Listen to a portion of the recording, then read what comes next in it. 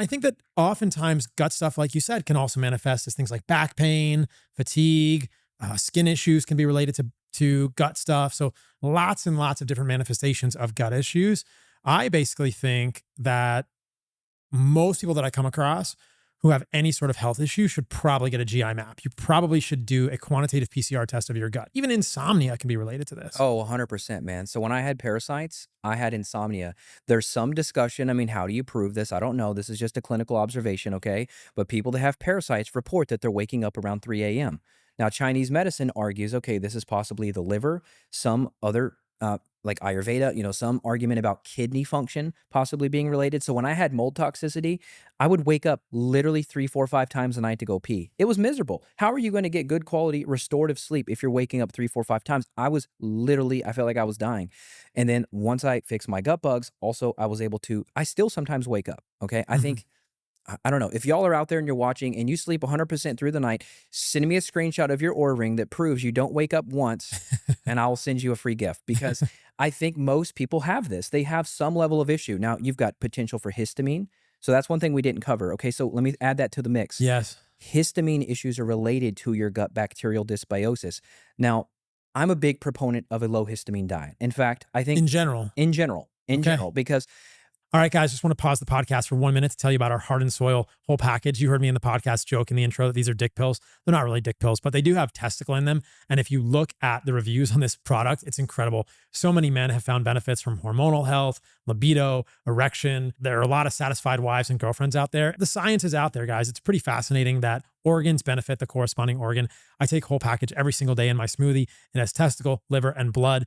If you're a man and you want better performance and you want the benefits of organs and you want the nutrients and the peptides and the microRNAs in organs, check it out. This is one of our best-selling supplements. Most people I know who take this love it. So whole package. You can find all of our supplements at heartandsoil.co. We make a women's supplement called Her Package, but check us out. Back to the podcast. I think most people are so immunocompromised from fragrance exposure, from pesticide exposure, heavy metals, whether that's from silver fillings in their mouth, whether that's Mercury, silver mercury amalgams. that's right. So a silver filling in your mouth is approximately 51% mercury. Yes. There's a whole conspiracy about that. You can look up a video called The Smoking Tooth. This goes back to the It's pretty 1800s. gnarly. They knew how toxic mercury was way back then. So that's a whole tangent for another podcast.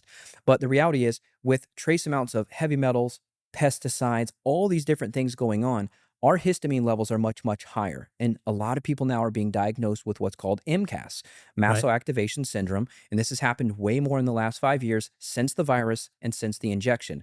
Therefore, I'm going to bring it back home. So stay with me. If the bucket is full of histamine already and you go for avocado, overripe banana, papaya, mango, kiwi, strawberry, these are all high histamine promoting or histamine liberating foods, and you could potentially have a rash. You could have brain fog. You could even have dizziness.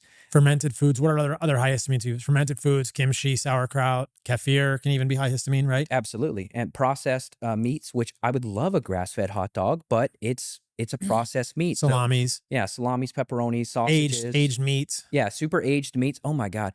Did you see? I think it was a piece of fish or a piece of meat.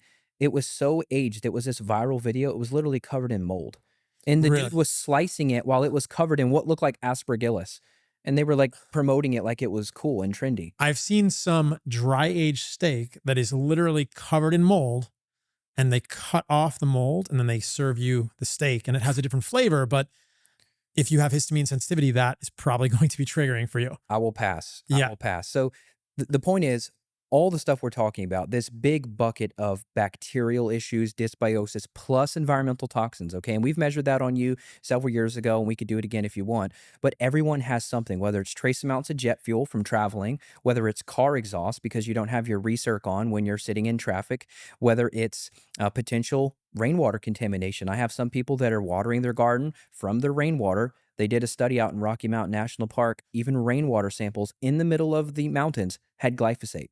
Jeez. And we know glyphosate in parts per billion can damage beneficial microbes. So if you're not eating 100% organic, try to go that direction because these trace amounts of pesticides are also worsening the dysbiosis. And so if we measure a stool test and then we measure a chemical test, the people that have the worst guts, the lowest levels of lactobacillus, which is one of our keystone species, they have the highest levels of glyphosate. So Mm. we can directly correlate those two pieces of data together. Elevated glyphosate equals deficiency in lactobacillus, which is a super important strain for your overall gut health. Did you see what's happening in Iowa right now? Monsanto is putting up billboards saying that if we limit glyphosate, the farmers will collapse. Like, it will hurt the economy in Iowa because the farmers need to use glyphosate to promote the U.S. economy. It was, wait, what? Like, the amount of chicanery, the amount of, you know, sort of voodoo hand waving that Monsanto is trying to do right now in the wake of serious pressure against glyphosate is insane. And that's just an aside. So yeah. No, let's hit this though for a second, because one terrifying image is a US glyphosate map. I've seen Yes. one, I think it was 2020 was the latest one I've seen published, and it shows the USA map, and it shows, okay, this is the creepiest part.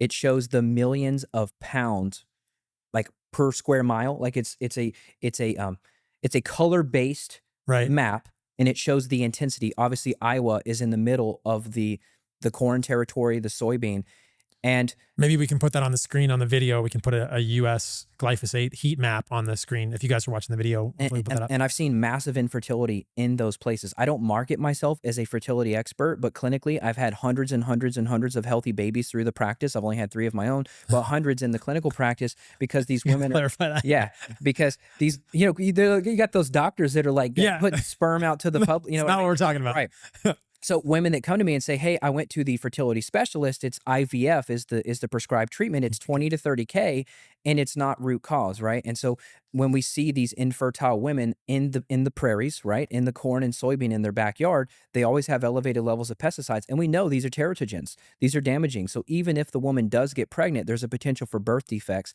and this shows up in wildlife as well. I interviewed Stephanie Seneff. She's a glyphosate researcher, Mhm. and I talked with her about it, and she told me that, well, she sent me the literature on even deer and other wildlife having birth defects from having babies out in these cornfields that are being sprayed with In glyphosate. Iowa. Yeah. Yeah, it's scary. It's scary stuff. And at this point, I just want to take a breath and let people say, or just say to people, don't get overwhelmed. Knowledge is power. Know better, do better. What Evan is talking about here is very important to consider, which is the idea that a lot of us carry some level of low to moderate toxic load. Some of us have a high toxic load, and those are usually those of us that feel very bad or have a lot of fatigue or major issues. But most of us carry low to moderate toxic burdens, whether it's heavy metals, like you said, exhaust fumes, glyphosate. There are toxins in our environments, fragrances. We're in Miami right now. I spend most of my time in Costa Rica, but I have this new mission to make Miami a hub of health stuff.